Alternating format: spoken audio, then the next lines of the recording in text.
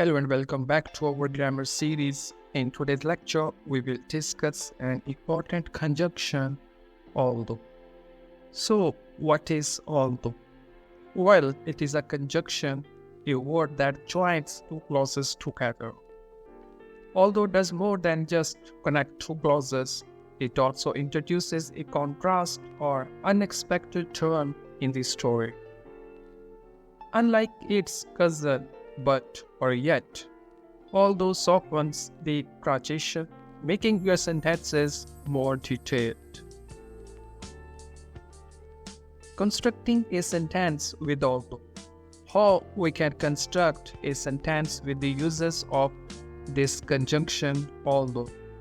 There are some steps, or you can say there are some points we need to understand while constructing a sentence by using this conjunction. The first is to identify the contrast you want to communicate. It involves recognizing the differences or opposing elements that you want to highlight in your statement. It's about pinpointing the contrasting ideas or situations that exist within your sentence. Let's understand this by example. Although it's sunny outside, I prefer staying indoors. This sentence clearly shows a contrast between two clauses. It means despite the good weather, the speaker prefers being inside. I bought a new phone, although my old one still worked. In this sentence, it also shows that despite the functionality of the old phone, the speaker opted for a new one. It means sentence describes a clearly opposing idea or element in the sentence. The next one is the position of although. Always position although at the beginning or middle of a sentence. Although can kick off a sentence or appear in the middle, but it doesn't go at the end.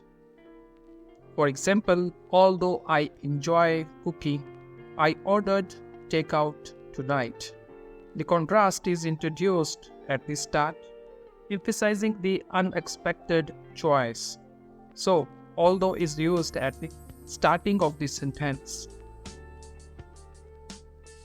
We played board games all evening, although we had planned to watch a movie. In this sentence, the shift in plans is introduced in the middle, adding surprise to the sentence. It is used at the center of the sentence. Next is place a comma or full stop after all. If it kicks off a sentence, means if it is at the starting of the sentence, be a good host and introduce it with a comma. And if it is mingling in the middle of a sentence, give it some space with a full stop before its arrival. For example, although it was raining, we decided to go for a hike. Here a comma follows although because it's the starting the sentence. The contrast is between the unfavorable weather and the decision to go for a hike. We had planned a beach day. It started raining, although we eventually found shelter. In this case, a full stop precedes although because it is at the middle of the sentence, creating a pause. The contrast is between the initial plan for a beach day, the unexpected rain, and the eventual discovery of shelter.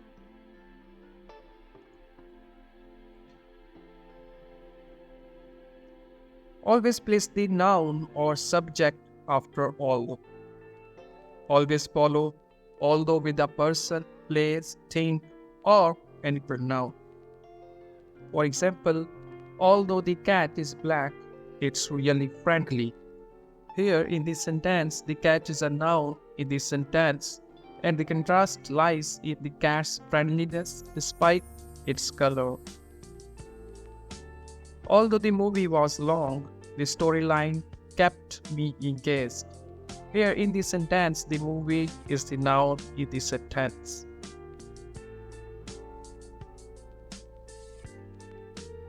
Follow the subject or noun with a verb to describe the action.